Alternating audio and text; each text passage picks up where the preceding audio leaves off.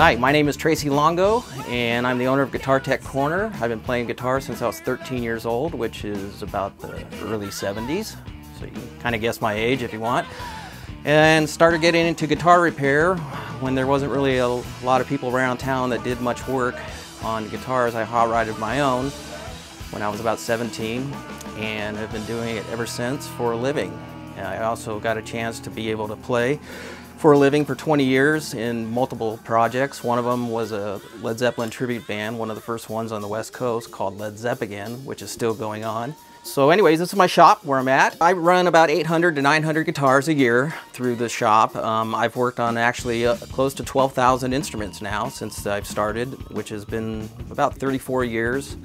I do a full gamut of different kind of restorations and repair. A lot of my work is strictly restorations, but I also do a lot of tune-ups, fret levels and dressings, refrets. I get a lot of acoustic guitar work. I'm looking around the shop right now, and the bulk of it is acoustic. About 10 years ago, it was mostly electric, so it's all in cycles, and I'm noticing a lot of when in the 80s, everything came in was pointy headstocks and no acoustics, and then all of a sudden the retro thing hit, and then it was all retro Les Pauls and vintage Telecasters, Stratocasters, you name it all came in here. But now the business has turned into a lot more acoustic guitars and a lot of stuff from the 30s, 40s, you know, around the pre-war days. That's where the golden era of acoustic guitars are really coming from.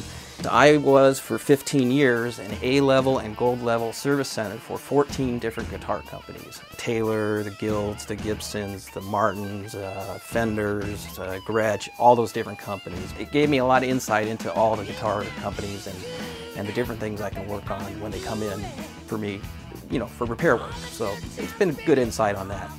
So generally I have a huge selection. I got everything from a banjo to a F5 mandolin sitting over here on my right, to Martin Eric Clapton that fell off the wall behind me that I'm restoring.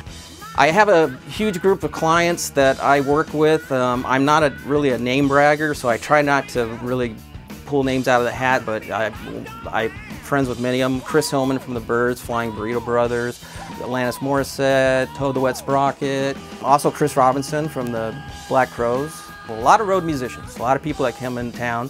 For example, Chris Isaac, his guitar player, needed some work done, and I had to get that done quick, and then they had some issues later on, and I got that taken care of. But like I said, I don't try to drop names of proving how good I am. I just want my business card to be the work that I do, and that's how I've been able to survive.